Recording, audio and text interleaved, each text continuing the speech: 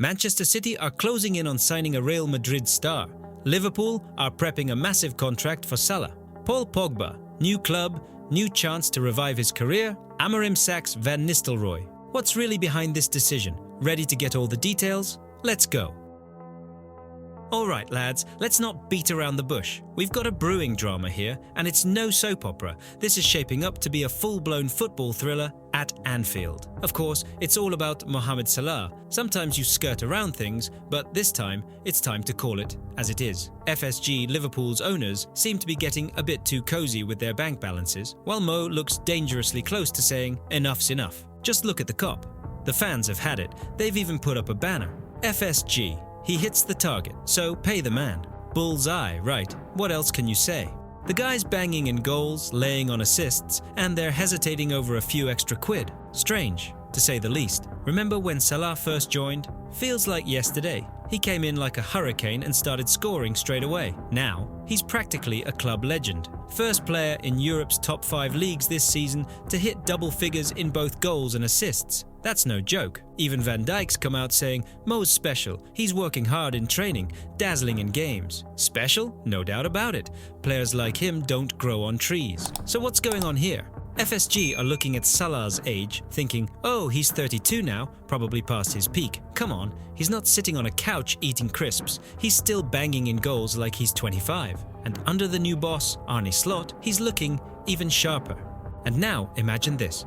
January's around the corner, and Mo could sign a pre-contract with anyone he likes. He could walk for free. Can you believe it? Then what? Liverpool would be left in the dust, while Mo's smashing it somewhere else. Sporting director Richard Hughes must be on edge right now, wondering how to handle this mess. Sure, you can't just go throwing money around. Cash needs counting, that's fair. But this is Salah we're talking about. He's not just any player, he's the face of Liverpool, the man who's been carrying the team. How can they just let him go? Do you really need to be a financial genius to hold on to a player like that? Isn't it obvious losing Salah would be a disaster? Fans are already having nightmares about him leaving, and with him, the hopes of trophies, of dominating the Premier League and Europe. They say Slot's building a team to tear everyone apart, and Salah's a key part of that vision. Leader, goal scorer, the man everyone looks up to. Every goal he scores isn't just a goal, it's a reminder to FSG they're risking losing a priceless asset. So come on FSG, stop counting the pennies. Pay the man what he deserves. Do you really want to go down in history as the ones who let a legend slip away? The decision's yours, and honestly, it's about more than just Salah's future. It's the club's reputation on the line too. Personally, I'm backing common sense to win out here, because otherwise, well, let's not even think about the alternative.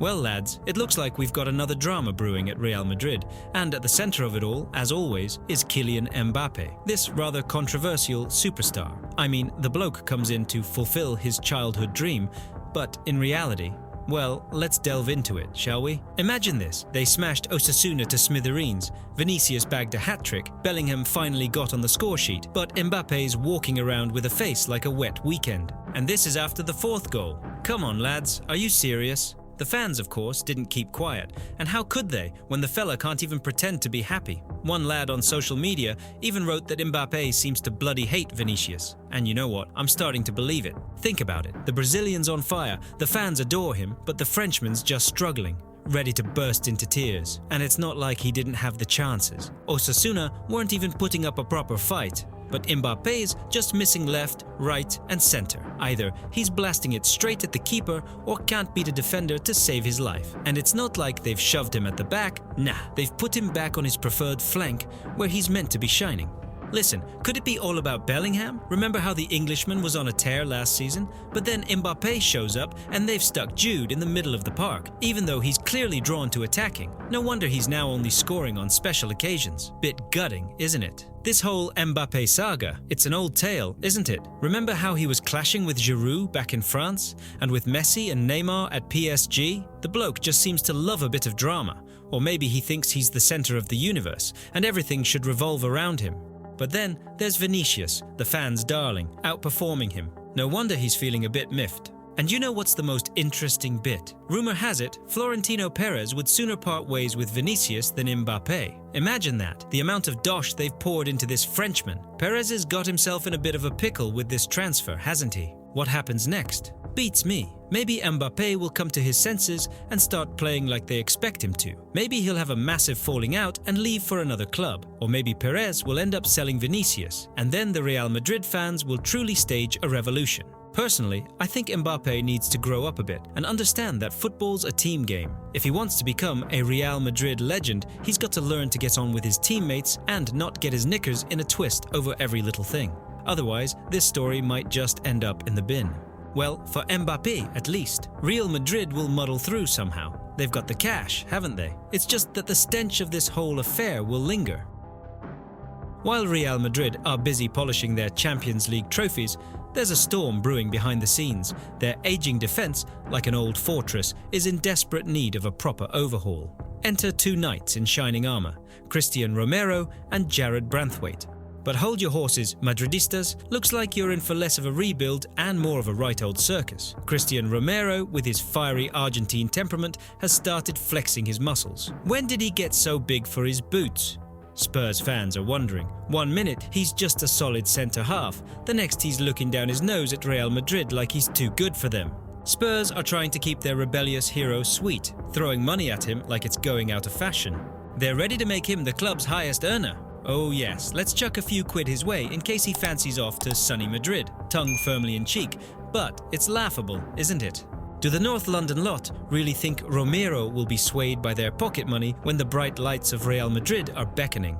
And what about Romero himself? He's playing it cool, taking his sweet time. Either he's playing hard to get or he's genuinely weighing up his options. Picture him at the crossroads. Stay loyal to Spurs or roll the dice and become part of Real Madrid folklore. Which way will the Argentine jump? Will he be Real's defensive messiah or just another transfer market Icarus flying too close to the sun? Then there's the dark horse, Jarrad Branthwaite. While everyone's banging on about Romero, this young English lad's quietly biding his time. He might just be the surprise package Real Madrid need to shore up their backline. Unless Man United nip in first, they're not exactly blessed with centre-backs themselves, are they? Plot thickens. What's going through Carlo Ancelotti's head, the gaffer himself? He's keeping his cards close to his chest, but he must be dreaming of sorting out that defence. But at what cost? Real Madrid will need to splash some serious cash for either of these defenders. Or will Carlo take a punt on young Branthwaite, keeping some powder dry for future transfer battles? If you ask me, Real Madrid are playing with fire here. Banking on a temperamental Romero could blow up in their faces. They'd be better off focusing on Branthwaite. Might not have the same star power, but at least he won't be throwing his toys out of the pram. Still, we'll see how it plays out. This transfer window's shaping up to be a proper scorcher. Real Madrid versus Romero, Spurs versus ambition, Branthwaite the dark horse. Who'll come out on top in this heavyweight clash? Drop your predictions in the comments. Manchester United have set their sights on Christopher Nkunku from Chelsea. Can you believe it? The same Nkunku who Enzo Maresca once hailed as a near genius on the pitch, his best player. And now, the lad's gathering dust on the bench in London. Just goes to show, you never really know what's going on, especially when it comes to a manager's mind. Now, with new boss Ruben Amorim at the helm, United have suddenly had a revelation. Here's their ideal forward. He's got the dribbling, the shot, the experience, the whole package. And at 26, he's right in his prime. Not a kid, but nowhere near over the hill. Most importantly, his style would fit Amorim's system like a glove. Imagine Nkunku in a fresh 3-4-3 setup, like a sly fox sneaking into the box. Picture perfect, right? But let's not kid ourselves. If Nkunku comes in, someone's getting pushed out. And honestly, this doesn't bode well for Joshua Zirkzee and Marcus Rashford. Poor Zirkzee scored in his debut and then vanished. They've tried him all over the place, but he's best suited to playing just behind the striker. Trouble is, Bruno Fernandes is already running the show there, like a king on his throne, and Amad Diallo's not far behind. So where does Zirkzee fit in? And Rashford? Oh, Marcus. The lad's had so much promise. The next Ronaldo, the pride of Manchester. But in reality, 12 goals in a season, 8 in the Premier League, and 2 of those from penalties. Not exactly jaw-dropping. Amorim might like his style, but the club's patience isn't endless. 8 goals isn't what they're paying the big bucks for. Honestly, I think Rashford and Xerxes' days at United are numbered. Just look at it this way. The club's already made initial moves for Nkunku, who cost Chelsea a tidy £52 million. That's serious cash. They're not just throwing that away. And Chelsea aren't daft either. If Maresca isn't keen on Nkunku, why keep him around? At 26, he's still got solid resale value before he starts rusting, as they say. Plus, word is, the new sporting director isn't exactly smitten with the Frenchman. All in all, a move to United for Nkunku? It's looking pretty likely. And if it happens, Old Trafford could be in for a proper shake-up. Some players will have to make way, while others might finally get their shot. Who will come out on top? Let's see. Football never fails to keep us guessing. Looks like Manchester City have decided they're absolutely desperate to sign Fede Valverde from Real Madrid.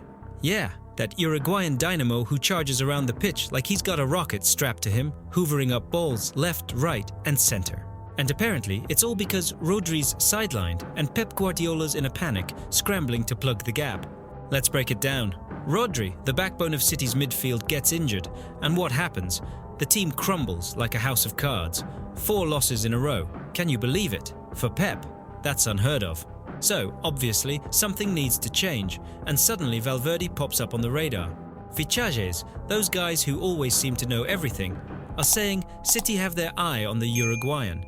They're talking about him being solid in defense, able to attack, tactically sharp, a dream player basically. And honestly, I get why Pep's got his sights on Valverde. The lad's a machine. He's all over the pitch, intercepting, passing, just everywhere. Imagine how he'd fit into City's system, pressing opponents till they're out of breath, transitioning from defense to attack in a heartbeat.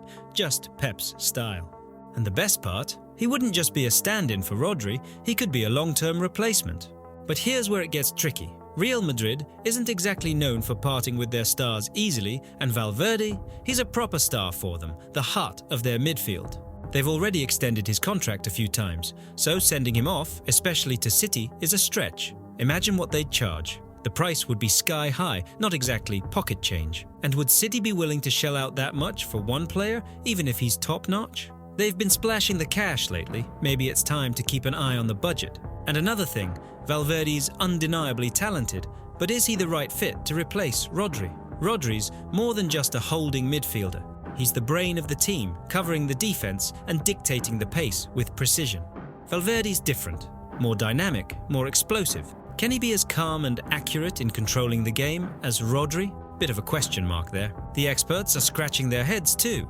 On one hand, Valverde would be an upgrade, no doubt. On the other, wouldn't it be wiser to look for someone more in Rodri's mold? Or maybe they should use that money to strengthen other areas, like defense, where City's not exactly flawless. So, it's a bit of a puzzle. Pep's a sly one. He knows his stuff. But whether he can lure Valverde over? That's a big if. Real Madrid will dig their heels in, that's for sure. And City might decide in the end it's not worth it. Or maybe not. Who knows what they're thinking? Time will tell. One thing's for sure, though. This Valverde saga's only just beginning. What do you reckon? Remember when he made that big return to Juventus a couple of years back? Everyone was expecting the Frenchman to light things up in Turin like the good old days. But, to put it mildly, things didn't go to plan.